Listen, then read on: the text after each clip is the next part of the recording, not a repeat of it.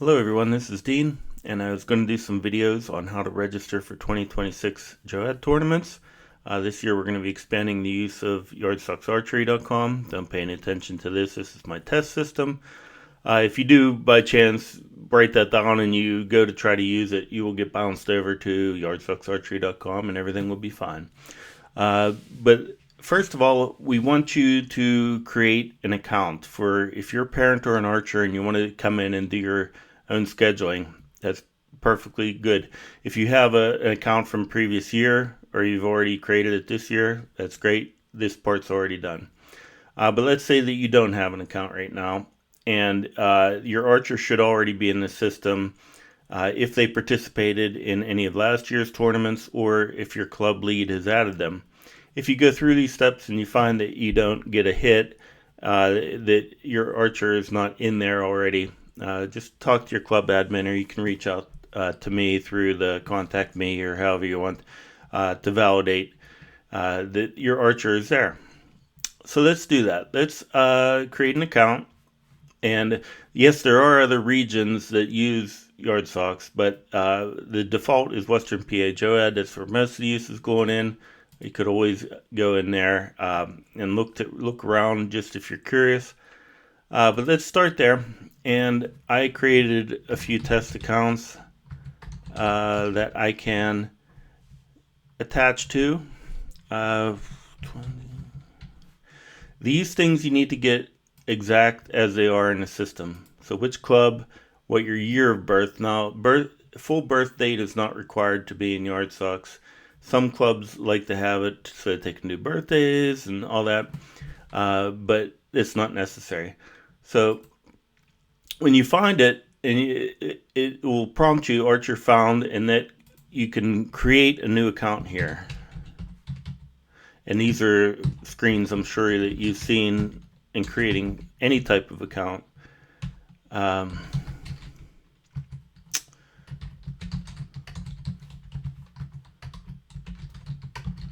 And just make sure that they match. If they don't, you'll get okay. In some clubs, you'll get prompted here when you create the account to validate your information. Not all clubs require that. I think Crowfoot does, maybe Chieftain. But if you do get another screen that prompts you with a big list of things, just make sure that your information is valid before continuing. Okay, so now that we've done that, we can log in with that user ID and password that I just created.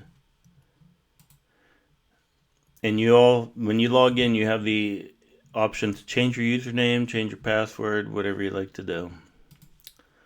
All right, so here you are on the home screen. The home screen has a lot of different things that you can do. We're just going to stick to scheduling your tournaments, but there's nothing you can hurt if you want to come in here and look around. And your score history will be here once you start participating in some tournaments, or maybe you had the last year, and you'll see kind of your history. There's tournament scoring for the future tournaments that won't be active for a while, and of course the Archer of the Year. Once that right now it's displaying last year's, it'll get updated for next year's when the time comes. All right, so let's go to the Archer dashboard. And here, if you had past scores, you would see them here, but there's some basic information: what your age class, what your merit class is. Age class is why it's important to get your year of birth right, as it then calculates that. But the one we're interested in right now is, of course, tournament registration. So what I did was I created a few test tournaments that are currently open, that anyone can go in there and play around with this and make sure it works. These are the real tournaments, and you will see they all open on November 22nd at 9 a.m.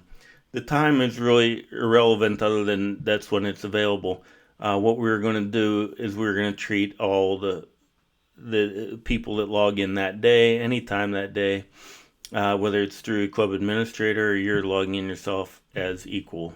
So there's no reason to be sitting there right at 9 a.m. It's meaningless. But let's say you go in that day and you have your schedule ready for the year.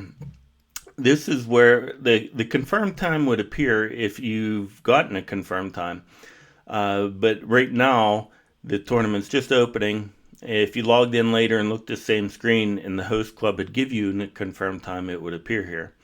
But since we're just making this request, here is where you can choose your time preferences for these dates. Of course, these are bogus dates, Christmas Day and New Year's Day.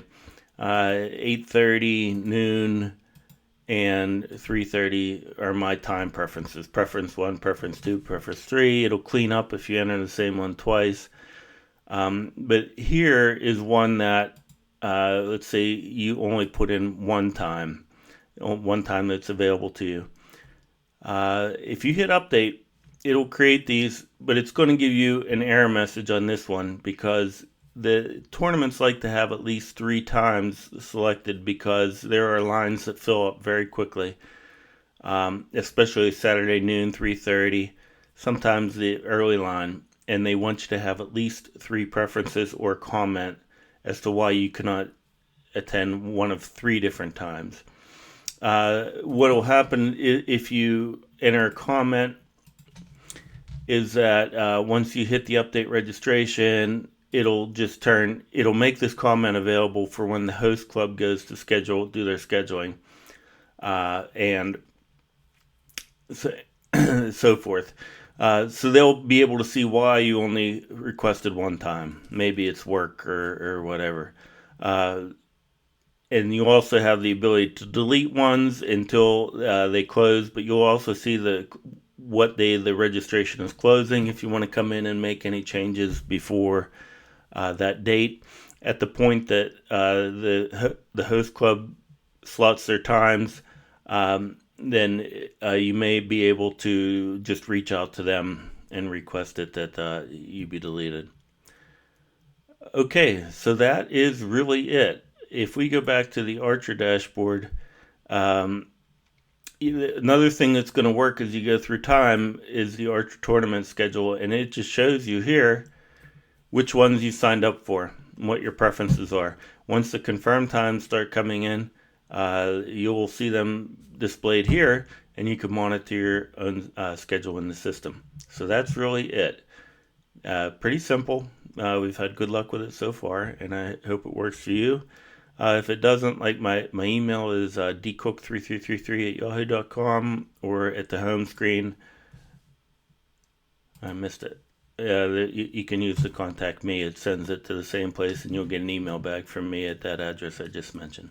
So thank you. Looking forward to working with you in 2026.